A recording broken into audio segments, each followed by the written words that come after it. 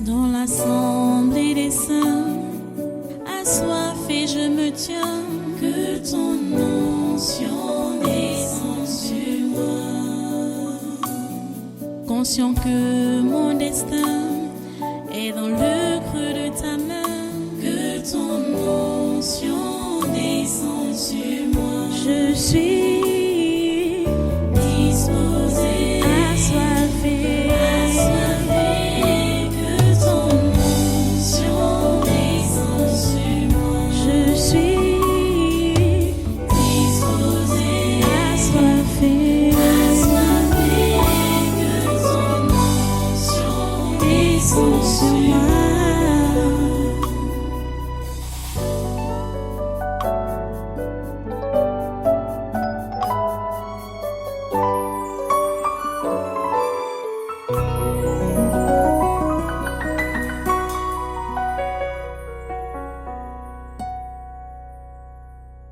Alléluia.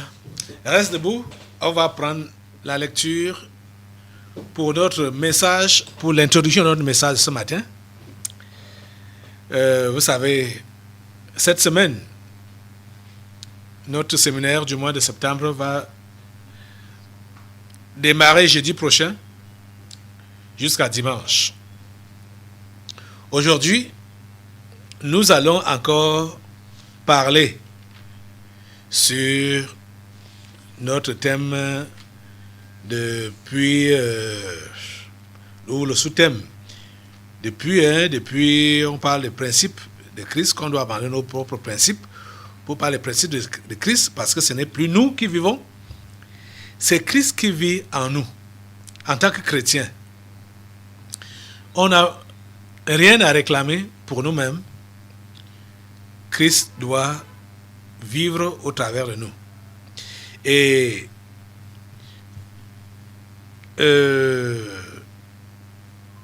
dimanche passé, j'ai promis continuer à vous développer, du moins à développer un aspect que j'avais commencé à enseigner. Parmi les passages qui nous conduisent, on va aller là aujourd'hui, Colossiens chapitre 3. Le vieil homme est mort, enseveli, enterré, il doit être dans les oubliettes. C'est l'homme nouveau qui doit vivre. Et on voyait ce jour-là que l'homme nouveau se renouvelle. Colossiens chapitre 3. Colossiens chapitre 3. Commençons la lecture dès même le premier verset. Si donc vous êtes ressuscités avec Christ, cherchez les choses d'en haut, où Christ est assis à la droite de Dieu. Rappelez-vous du passage principal, j'ai été crucifié avec Christ, et si je vis, ce n'est plus moi qui vis, c'est Christ qui vit en moi. Si je vis maintenant dans la chair, je vis dans la foi au Fils de Dieu qui m'a aimé et qui s'est livré lui-même pour moi. Et ici Colossiens 3 dit, verset 1, si donc vous êtes ressuscités avec Christ, cherchez les choses d'en haut, où Christ est assis à la droite de Dieu. Affectionnez-vous aux choses d'en haut et non à celles qui sont sur la terre. Car vous êtes morts et votre vie est cachée avec Christ en Dieu. Quand Christ, votre vie, paraîtra, alors vous paraîtrez aussi avec lui dans la gloire. Verset 5. Faites donc mourir les membres qui sont sur la terre, l'impudicité, l'impureté, les passions, les mauvais désirs, et la cupidité qui est une idolâtrie. C'est à cause de ces choses que la colère de Dieu vient sur les fils de la rébellion, parmi lesquels vous marchiez autrefois, lorsque vous viviez dans ces choses. Mais maintenant, renoncez à toutes ces choses, à la colère, à l'animosité, à la méchanceté, à la calomnie, aux paroles déshonnêtes qui pourraient sortir de votre bouche. Ne mentez pas les uns aux autres, vous étant dépouillés du vieil homme et de ses œuvres, et ayant revêtu l'homme nouveau qui se renouvelle dans la connaissance selon l'image de celui qui l'a créé. Il n'y a ici ni grec, ni juif, ni circoncis, ni incirconcis, ni barbare, ni scythe, ni esclave, ni libre, mais Christ est tout et en tous. Prions le Seigneur. Dieu Tout-Puissant, nous te remercions pour ta parole, de ces moments que tu ne cesses de nous donner.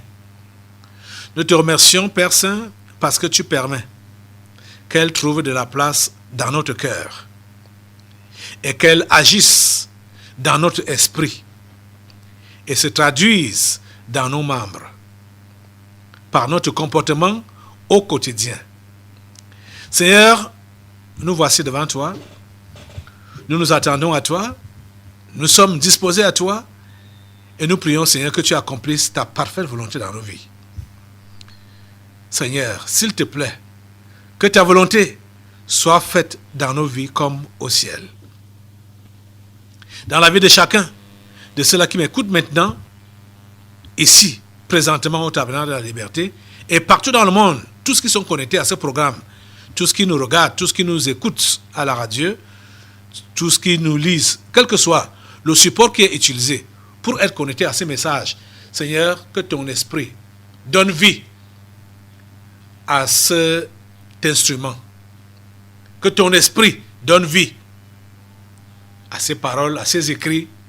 Que ton esprit donne vie, ô Dieu, et accomplis ta volonté. À toi la gloire et l'honneur, dès maintenant et à jamais. Au nom de Jésus, nous avons prié. Amen. Amen. Prenez place dans cette présence. Soyez une fois de plus tous les bienvenus à ce congrès de surnaturel de ce dimanche 28 août 2022.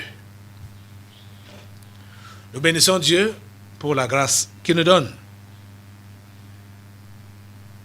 de l'écouter, de le prier, de l'adorer, de répondre quand il nous interpelle. Nous lui donnons toute la gloire et tous les honneurs. À toi toute la gloire, ô grand Dieu, et tous les honneurs, au nom puissant de Jésus. Merci Seigneur. Les amis, la parole de Dieu nous fait comprendre que si nous sommes ressuscités avec Christ, nous devons chercher les choses d'en haut, où Christ est assis. Nous sommes ressuscités pourquoi? Parce que nous sommes d'abord morts avec lui. Nous sommes d'abord morts. Si je vis maintenant, ce n'est plus moi qui vis, c'est Christ qui vit en moi. Et vous voyez que le passage de Colossiens nous fait comprendre que ce n'est plus Christ ne vit pas en nous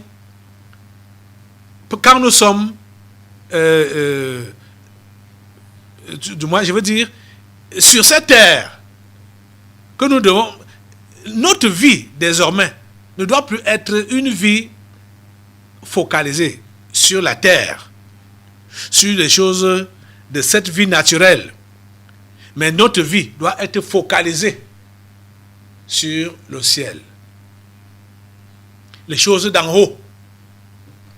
C'est ça qui doit nous préoccuper. Vivre pour Christ. Christ ne vit pas sur la terre. Il a fait un bref passage ici sur la terre, il y a 2000 ans. Un bref passage de 33 années seulement. Il est parti. Et toi et moi, qui disons que nous croyons en lui, il nous invite que si nous croyons donc en lui, nous devons savoir qu'il n'est plus ici sur la terre et qu'il est même, quand il est passé ici, il n'a pas été préoccupé par les choses de cette terre, de cette vie, mais il était préoccupé à accomplir le plan de Dieu dans sa vie étant assis sur terre. Et le plan de Dieu, c'était quoi? Sauver l'humanité. Te sauver et me sauver. C'était le plan de Dieu. Le plan de Dieu était quoi? Qu'il puisse livrer sa vie pour notre salut. Les amis, c'est pour ce but-là que toi et moi, en tant que chrétiens, nous devons vivre. Étant ici sur la terre, nous sommes juste comme les représentants, les ambassadeurs, donc les représentants de notre patrie céleste. C'est la raison pour laquelle il ne faut pas qu'il y ait des couacs dans notre comportement quand nous sommes ici sur la terre, parce que nous représentons le ciel. Nous représentons le paradis. Donc, il faut que nous ayons des comportements qui correspondent à la vie du ciel. Notre vie sur terre, en tant que chrétien, doit correspondre à la vie des anges au ciel, pas seulement des anges, mais à la vie de Dieu le Père, Dieu le Fils et de Dieu le Saint-Esprit. Vous comprenez ça? Si donc vous êtes ressuscité avec Christ, cherchez les choses d'en haut, où Christ est assis à la droite de Dieu. Es-tu chrétien? Comprends que tu es ressuscité avec Christ. C'est d'office, hein? Quand tu dis que tu es chrétien, comprends que tu es mort. Hein? Et que tu es ressuscité avec Christ. Comprends que ta vie ne t'appartient plus. Ta vie ne t'appartient plus. Je veux encore appuyer ce que je dis là avec la lecture d'un autre passage dans Éphésiens au chapitre 2. Allez, rentrez un peu en arrière. Vous ouvrez dans Éphésiens au chapitre 2. Éphésiens chapitre 2 à partir du verset 1 qui dit: vous étiez morts par vos offenses et par vos péchés, dans lesquels vous marchiez autrefois, selon le train de ce monde, selon le prince de la puissance de l'air, de l'esprit qui agit maintenant dans les fils de la rébellion. Nous tous aussi, nous étions de leur nombre, et nous vivions autrefois selon les convoitises de notre chair, accomplissant les volontés de la chair et de nos pensées. Et nous étions par nature des enfants de colère, comme les autres. Verset 4. Mais Dieu qui est riche en miséricorde, à cause du grand amour dont il nous a aimés, nous qui étions morts par nos offenses, nous a rendus à la vie avec Christ. C'est par grâce que vous êtes sauvés. Verset 6. Il nous a ressuscités ensemble et nous a fait asseoir ensemble dans les lieux célestes en Jésus-Christ, afin de montrer dans les siècles à venir l'infinie richesse de sa grâce par sa bonté envers nous en Jésus-Christ. Vous comprenez ça? Oh mon Dieu. Vous allez vous rendre compte. C'est au fur et à mesure que nous évoluons dans ces enseignements que mes yeux s'ouvrent même davantage de voir que le Saint-Esprit ne cesse de rappeler aux chrétiens leur union dans la mort avec Christ et leur résurrection dans la vie de Christ. Et toute personne qui ne comprend pas ces vérités-là n'est pas chrétienne. Toute personne qui ne comprend pas ces vérités-là n'est pas chrétienne et ne pourra pas vivre conséquemment comme Dieu veut. Il ne pourra pas. Si tu n'as pas compris que tu es mort avec Christ par rapport au péché, tu ne pourras pas être radical contre le péché. Si tu ne comprends pas que tu as été ressuscité avec Jésus pour une nouvelle vie de sanctification, tu ne pourras pas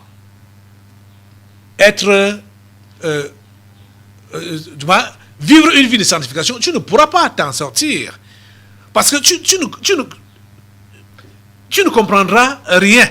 Tu penseras que tu dois vivre, ta vie est aussi comme la vie des autres. comme les hommes ordinaires qui sont là-bas dans le monde. Mais toi, en tant que chrétien, tu dois comprendre que tu es différent. Tu es spécial. Tu es différent. Tu es spécial. Tu comprends ça? Tu es mort avec Christ. Et la mort avec Christ est la mort au péché. Ça veut dire que le péché ne doit plus avoir de pouvoir sur toi. Le péché ne doit plus te dominer. Tu ne dois plus être esclave. Et ressusciter avec Christ, ça veut dire que tu vis la vie du paradis sur terre. La vie du ciel sur terre. Donc la vie de sanctification. Parce que tu représentes le ciel. Tu représentes Dieu. Le Dieu trois fois saint. Père, Fils et Saint-Esprit. Tu comprends ça? Les amis, vous devez le comprendre. Oh mon Dieu. Donc, si donc vous êtes ressuscité avec Christ, cherchez les choses d'en haut, où Christ est assis à la droite de Dieu. Affectionnez-vous, aimez de tout votre cœur. L'affection, c'est l'amour de tout cœur. Affectionnez-vous aux choses d'en haut et non à celles qui sont sur la terre. Votre affection doit être aux choses d'en haut et non à celles qui sont sur la terre. Votre affection doit être aux choses d'en haut. Vous devez vous attacher, aimer avec tendresse, avec attachement les choses du ciel et non celles qui sont sur la terre. Vous comprenez ça? Affectionnez vos choses d'en haut et non à celles qui sont sur la terre, car vous êtes morts et votre vie est cachée avec Christ en Dieu. Vous êtes morts et votre vie est cachée avec Christ en Dieu. Vous êtes morts et votre vie est cachée avec Christ en Dieu. Quand vous voyez les uns ou les autres dire ou même agir qu'ils prennent leur vie en main, parce que celui-là aussi a constaté que depuis qu'il est venu à l'église, pour lui, les choses n'ont pas évolué. Ce qu'il a laissé dans le monde, ils ont évolué parce qu'ils se sont mariés. Voilà ce qu'eux ils appellent évolution. Ils se sont mariés, ils ont des enfants, ils ont trouvé un travail, ils se sont construits de belles maisons, ils ont acheté de belles voitures. Et eux, depuis qu'ils ont dit qu'ils ont donné leur vie à Jésus, ils sont sur place. Au contraire, les choses n'ont fait que s'empirer. Les choses n'ont fait que se dégrader. Ils ne voient pas le changement. Quand vous avez ce genre d'impression-là, ou ce genre de sentiment-là, j'ai peur. Et je ne peux pas m'hésiter de dire que vous n'avez jamais cru. Vous êtes juste des sympathisants et des accompagnateurs. Vous venez juste faire foule ici, à l'église. Parce que vous n'avez aucune part avec Dieu. Vous n'avez aucune part avec Jésus. La Bible dit que affectionnez-vous aux choses d'en haut et non à celles qui sont sur la terre. Votre affection, votre attachement, c'est sur quoi? C'est sur quoi? Les choses de la terre ou les choses d'en haut? Si quelqu'un peut dire qu'il est chrétien et regrette le fait qu'il ait cru et qu'il ait donc maintenant perdu les avantages ou les privilèges qu'il avait auparavant, ça veut dire que sa foi n'est pas réelle. Sa conversion n'a jamais été authentique. Il n'a jamais cru parce que les choses de la terre ne doivent pas avoir de l'attirance pour le vrai chrétien. Je vous dis la pure vérité. Ces choses de la terre, oh mon Dieu, lisez votre Bible, hein? Jésus a dit que Dieu les donne à ses enfants gratuitement, sans même qu'ils aient demandé. C'est juste du bonus. Hein? Rappelez-vous encore de Matthieu chapitre 6, verset 33, qui dit quoi? Cherchez premièrement le royaume des cieux et sa justice. Et toutes ces choses c'est quoi? Des choses de la terre, vous seront données par-dessus. premièrement le royaume des cieux et sa justice. C'est ça que le vrai chrétien doit rechercher. Pas les choses de cette terre. Pas la nourriture. Pas le vêtement. Pas des maisons. Pas des voitures. Ce n'est pas ces choses matérielles que l'enfant de Dieu doit courir après. Ce n'est pas ces choses-là. La Bible dit que les choses premières que tu dois chercher, c'est le royaume des cieux et sa justice. Et ces choses-là vous seront données après. Ces choses ne sont pas données parce que vous les avez cherchées en tant qu'enfant de Dieu. Ces choses-là vous sont données comme bonus parce que vous êtes préoccupé par la recherche du royaume, donc l'avancement du royaume des cieux. C'est ça qui doit être votre préoccupation en tant qu'enfant de Dieu. L'avancement du royaume des cieux. Donc le salut des âmes est votre propre salut. Votre propre salut d'abord et ensuite le salut des hommes, des âmes. Et l'avancement dans la foi de vos frères et sœurs en Christ. C'est ça qui doit te préoccuper en tant que chrétien. Ce n'est pas qu'est-ce que je vais manger, de quoi est-ce que je vais m'habiller. Je dois déjà aussi quitter la location. Quand est-ce que je serai chez moi? Quand est-ce que j'aurai ma maison? Quand est-ce que j'aurai le travail? Quand est-ce Jésus a enseigné que ce sont les païens du monde qui recherchent ces choses-là. Il a dit ce sont les païens du monde qui sont préoccupés par ça. Et la Bible te dit aujourd'hui que tu es mort par rapport à ça. Et tu as une nouvelle vie. Et tu dois vivre ta nouvelle vie, qui est la vie du paradis, la vie du ciel. Vous comprenez? Allons dans Matthieu chapitre, je suis obligé de lire encore tout ce passage-là. Matthieu chapitre 6. Je suis seulement allé au verset 33. Allons au chapitre 6 de Matthieu. Ouvrez là. À partir du verset 24.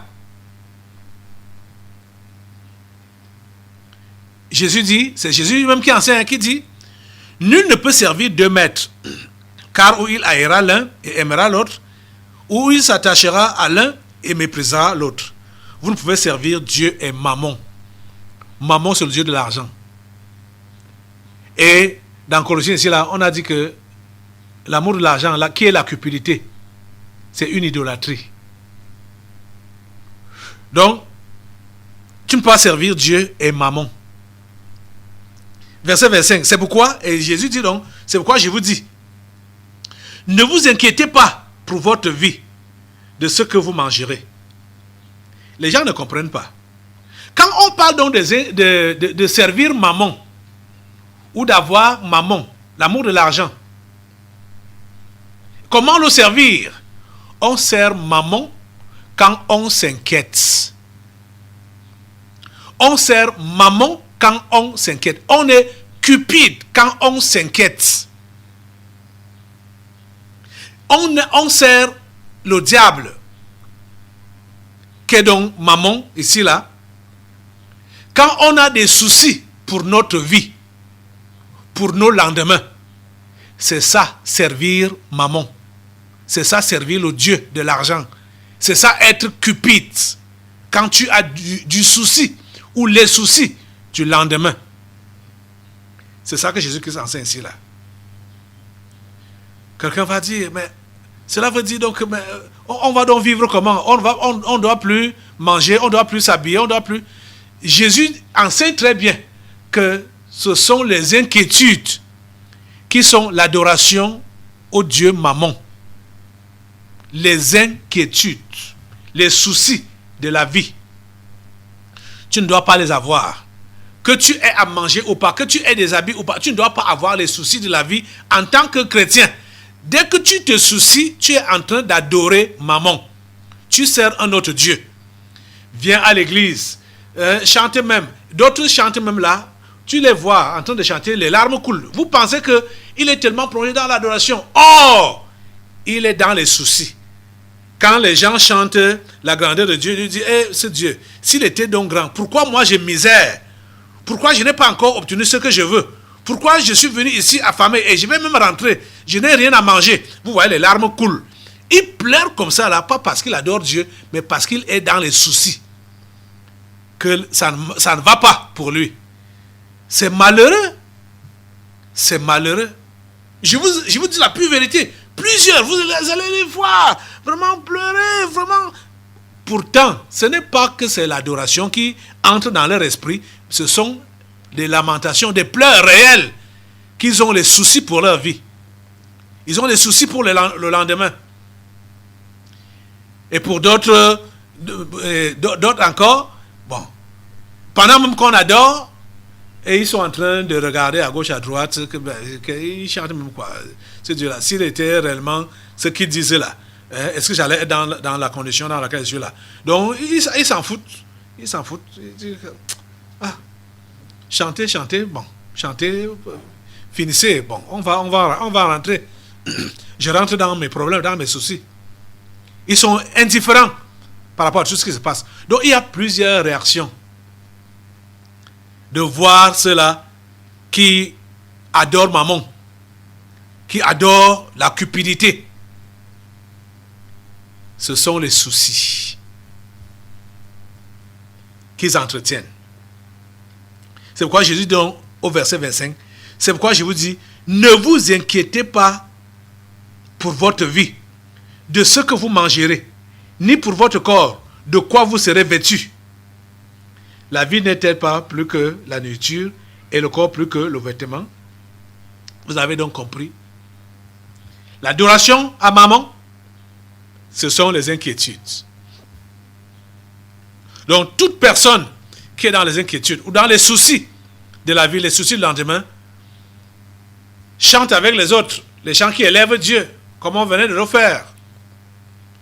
Ce n'est pas Dieu que tu chantes, ce n'est pas Dieu que tu loues, ce n'est pas Dieu que tu adores. Tu as pour Dieu véritable maman, l'amour de l'argent. Parce qu'au fond de toi, tu es dans la peine, dans les inquiétudes, dans les soucis. Tu ne manges pas bien, tu ne t'habilles pas bien, tu ne sais pas ce que les lendemains te réservent. Tes enfants n'ont pas de situation, tu ne sais pas où cette vie vous conduit. Ça, c'est adorer maman. Les inquiétudes.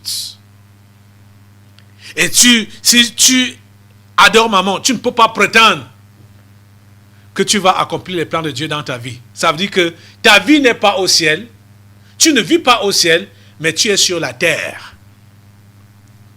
Tu n'es pas affectionné par les choses d'en haut, mais tu es affectionné par les choses de la terre. Et tu es invité ce matin à ne pas... tu es appelé ce matin à rechercher les choses d'en haut, à être affectionné par les choses d'en haut, et non celles qui sont sur la terre. Tu es appelé ce matin à laisser les inquiétudes, les soucis du lendemain. Je continue ma lecture dans Matthieu 6, là, verset 26.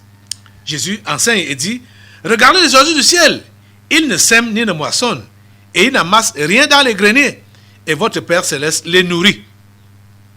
Ne valez-vous pas beaucoup plus que... Qui de vous, par ses inquiétudes, peut ajouter une coudée à la durée de sa vie? Et pourquoi vous inquiétez au sujet du vêtement? Considérez comment croissent les lys des champs. Ils ne travaillent ni ne filent. Cependant, je vous dis que Salomon même, dans toute sa gloire, n'a pas été vêtu comme l'un d'eux. Si Dieu revêt ainsi l'herbe des champs qui existe aujourd'hui et qui demain sera jetée au four, ne vous vêtira-t-il pas, à plus forte raison, gens de peu de foi? Ne vous inquiétez donc point et ne dites pas, que mangerons-nous, que boirons-nous, de quoi serons-nous vêtus? Car toutes ces choses, ce sont les païens qui les recherchent. Votre Père Céleste sait de quoi vous en avez besoin. Cherchez premièrement le royaume et la justice de Dieu, et toutes ces choses vous seront données par-dessus. Ne vous inquiétez donc pas du lendemain, car le lendemain aura soin de lui-même. À chaque jour suffit sa peine. Oh Seigneur, l'église est remplie de païens. Oh Seigneur, l'église est remplie de païens. L'église est remplie de non-croyants. Oh Seigneur, touche-les ce matin et convertis-les. Oh mon Dieu, interviens. Interviens. Oh mon Dieu. Vous voyez, l'église est remplie de païens. Écoutez ce que Jésus a dit là. Écoutez ce que Jésus dit. Verset 31 jusqu'à 34. Ne vous inquiétez donc point et ne dites pas, que mangerons-nous? Que boirons-nous? De quoi serons-nous vêtus? Verset 32. Car toutes ces choses, ce sont les païens qui les recherchent. Votre Père Céleste sait que vous en avez besoin. Mais, plusieurs, ici, là, c'est leur chanson de tous les jours. Que mangerons-nous? Que boirons-nous? De quoi serons-nous vêtus? Qu'est-ce que cette vie me réserve? Je vais manger quoi? Je vais payer mon loyer avec quoi? Je n'ai pas de travail. Seulement les soucis, seulement les inquiétudes, seulement les plaintes. Et ils disent qu'ils sont chrétiens. Ce n'est pas ça que tu dois faire en tant que chrétien. Jésus disait que ça, c'est la vie des païens là-bas. C'est la vie des païens là-bas que tu mènes. Oh mon Dieu. Change ces gens, convertis-les, Seigneur. Oh Seigneur, interviens. Oh Seigneur, interviens. Ça me donne de la peine. Ça me donne la peine. La peine. Oh mon Dieu. Oh ta grâce, Seigneur, ta grâce. Dans l'assemblée des saints, assoiffé je me tiens, que ton onction descende sur moi. Conscient que mon destin est dans le creux de ta main, que ton onction descende sur moi. Je suis disposé, assoiffé, que ton onction descende sur moi. Je suis disposé, assoiffé, que ton onction descende sur moi.